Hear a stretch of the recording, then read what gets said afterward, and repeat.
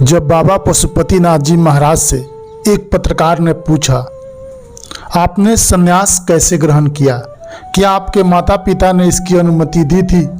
इन प्रश्नों पर बाबा मुस्कुरा दिए और बोले, आपको लग रहा है कि किसी को बताए बिना मैं घर छोड़कर भाग गया था? ऐसी बात नहीं है। माता पिता और अपनी जन्मभूमि को मैं पूर्णतः सम्मान करता हूँ। उनके आदेश के बिना गृह त्याग मैं कर ही नहीं सकता था। हाँ, परमात्मा की सेवा के लिए गृह त्याग का आदेश सहर्ष मेरे माता पिता दे, इसके लिए उनके साथ कई दिनों तक मेरे सत्संग होते रहे।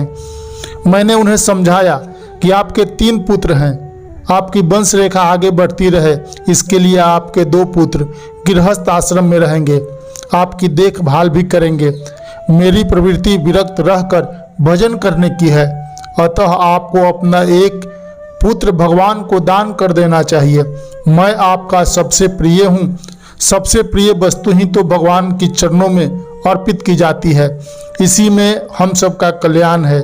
इतना सुनते ही मेरे पिताजी के नेत्रों में खुशी के आंसू छलक उठे थे। उनके मुख से निकल पड़ा था, हम मोह में पड़ गए थे। आप जिस रास्ते पर चलने को तैयार हो उसमें ही अपने कुल का कल्याण होगा। हमारा आशीर्वाद आपके साथ है। आज मैं बहुत खुश हूँ। अपनी पुरानी स्मृतियों को सुनाते सुनाते बाबा मौन हो जाते हैं। थोड़ी देर बाद मौन तोड़ते हुए कहते हैं, पूर्व जन्म के संस्कार मुझे बार बार साधना हेतु गृह त्याग व एकांतवास के लिए उद्वेलित कर रहे थे। ऐसा लगता था कि मैं घर में बैठकर अपना समय नष्ट कर रहा हूँ। एक एक पल महत्वपूर्ण है, इस प्रकार की भावना हृदय में उठती थी। अंतर में लगता था कि कोई मुझे घर छोड़कर निकलने का आदेश दे रहा हो। इसी प्रकार के भाव हमेशा हृदय में उमड़ते रहते थे। धीरे धीरे सांसारिकता से लगाव बिल्कुल ही समाप्त हो चुका था। फिर क्या था, एक दिन गृह त्याग कर मैं अचानक निकल गया। अब तो परमात्मा का ही अवलंबन था। उस समय मुझे भी नहीं मालूम था कि कहाँ जाकर रुकना है और साधना करनी है। चेतना हमेशा ऊर्ध्व रहती थी, तन की भी सुधि नहीं रहती थी। एकांत सरेह या खेत में बैठ गए तो कई कई दिन बैठे रहे। वह कठोर साधना का दौर था।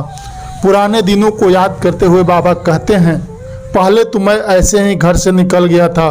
उस काल में मुझे अपनी देह का भी भान नहीं रहता था। अंतर में परमात्मा प्राप्ति के लिए व्यग्रता थी। उसी हाल में मैं घर से निकलकर इधर उधर भ्रमण करता था। वेश भी फक्कर दिगंबर जैसा था। इसी बीच मुझे अंदर से प्रेरणा मिली कि संन्यास ग्रहण करने के पूर्व मुझे माता पिता के दर्शन कर उनसे आज्ञा लेनी चाहिए। मेरे माता पिता इसके लिए तैयार नहीं थे। कई दिनों तक उनसे मेरी बात चलती रही।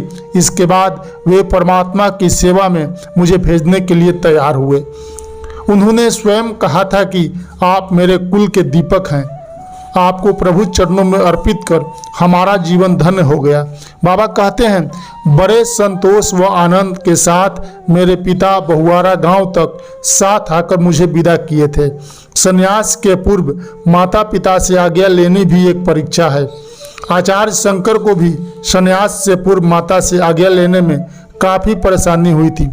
जब वह नदी में डूब रहे थे तब उनकी माता उन्हें आज्ञा देने के लिए तैयार हुई थी। परमात्मा की जो इच्छा होती है वह होकर ही रहती है। वह अपने भक्तों का मार्ग प्रशस्त करता है, मार्ग में आने वाली बाधाओं को दूर करता है। परमात्मा के चरणों में स्वयं को समर्पित कर देने के बाद ही साधना की यात्रा शुरू होती है। साधना के काल में अनेक प्रकार की कठिन परीक्षाएं भी होती है।